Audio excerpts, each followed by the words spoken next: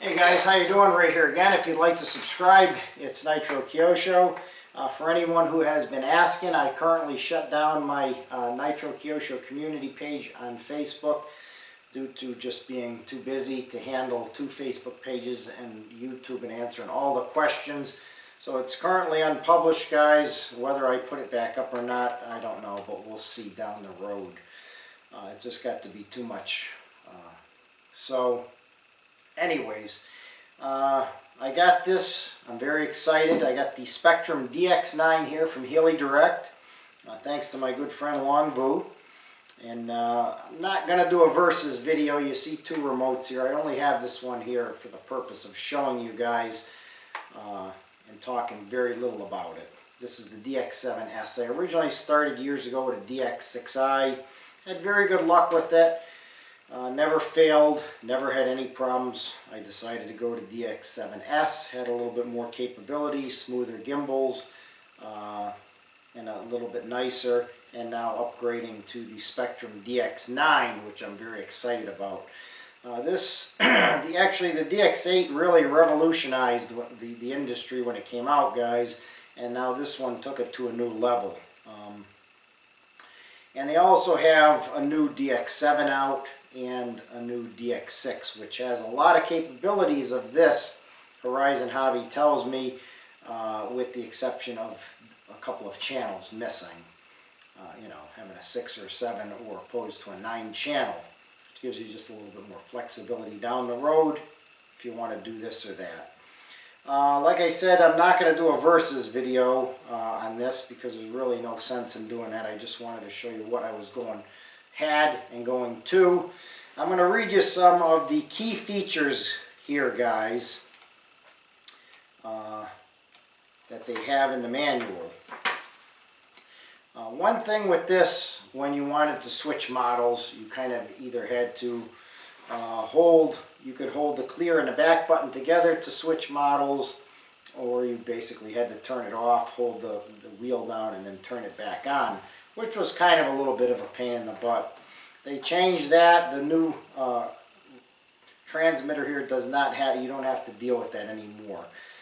So, roll between telemetry, monitor, and main screens without entering the setting menu, which is nice. Switch between function list and system settings menu without powering off the transmitter, which is what I just was talking about. Very nice. The big thing with this guy now is voice alerts for telemetry, warnings, and anything else you want to do. Idle up 1, idle up 2, or they call it flight mode 1, flight mode 2. Selectable sound menu lets you activate or inhibit specific DX9 sounds. It has a very big vocabulary. You can assign 5 airplane flight modes to any combinations up to 2 switches. Virtually unlimited model memory, which I will never need, 250 models. You can assign in-flight aircraft gyro gain adjustment to one of the side levers, the right knob or the auxiliary trim switches. Pitch curve for airplane models with variable pitch props and wireless trainer is the other big thing here, back here, guys, okay? I'll give you a quick close-up. Let me tell you a little bit more first. What you get with it, your charging, your different adapters for charging. You get a DX9 nice neck strap. It does come with a battery.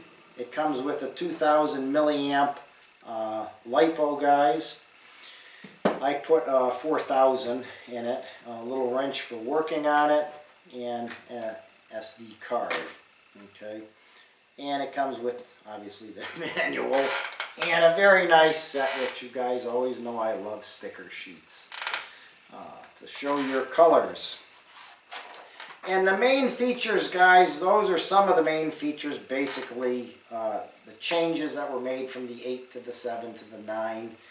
Also, it has a lit back screen and everything. I don't know, the screens are about the same size, okay.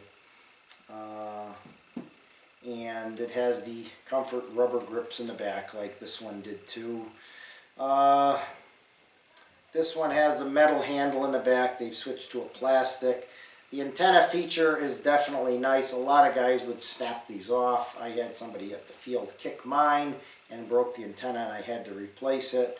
So having this type of antenna now is a little bit better. And let me just get up quickly, show it to you, what it looks like up close for anybody out there who hasn't seen one. Okay. The gimbals are very, very nice and very smooth on this. Just real nice. It has the volume in the back there on both sides, which would appear to be volume switches. I'm not 100% on that. Haven't gone through the manual a whole lot yet. I have to transfer all my models over into this guy, and that'll take a little bit of time. I have quite a few helicopters. Let's boot it up and see how it looks. If you can see this. Warning, throttle high. Okay, right there, throttle high. Safety feature. There's a nice lit screen. Okay, it's on airplane mode right now. It looks like the timer would be set for 5 minutes. Battery voltage up there.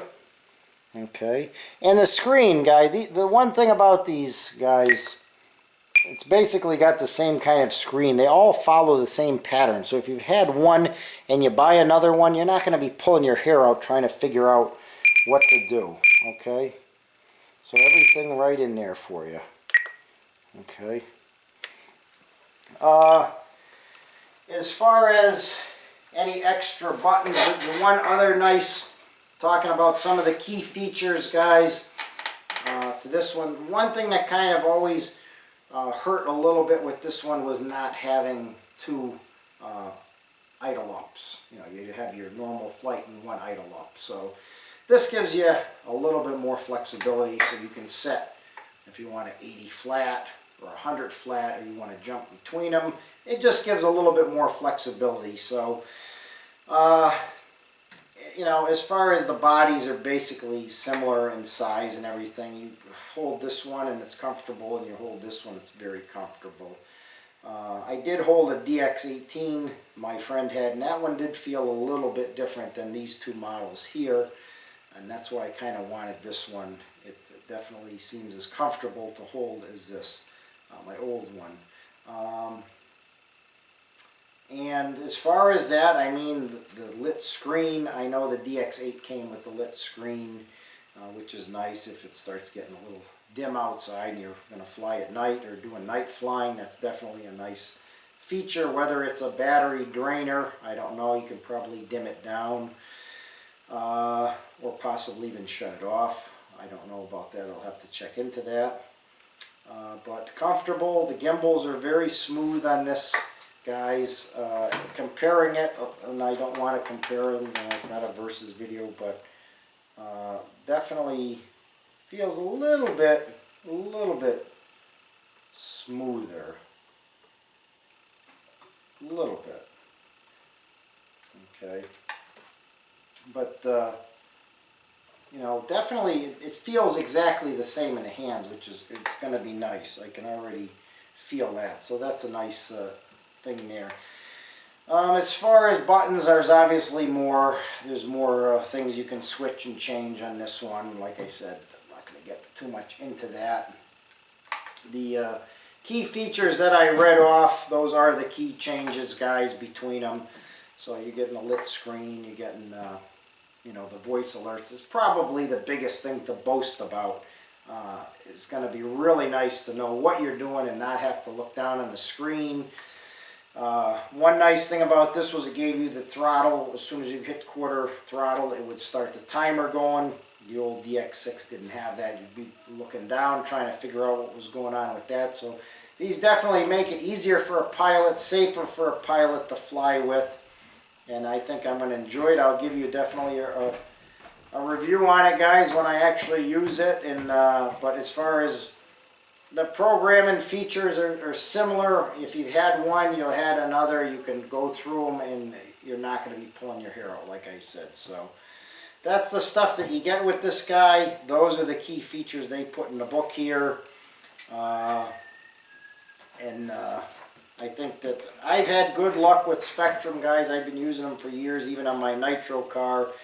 They've been rock solid platforms. I haven't had any trouble. I know there's a lot of competition even with these. I know Futaba is their biggest competitor, and I'm not going to say nothing bad about them. I've used Futaba on my cars growing up in the past, and they were pretty good. But I got started with this brand back, and they've been pretty good, and I haven't had any issues, guys. So knock on wood. Thank God for that. And so if you're using something, a brand, and it's not broke, don't fix it. That's my theory. So anyways, guys, there you go. DX9. Key features, what comes in the box, thanks to Longboot Healy Direct. And we'll talk to you guys soon. I'll let you know how this thing works out flying in the field. Thanks for watching, guys.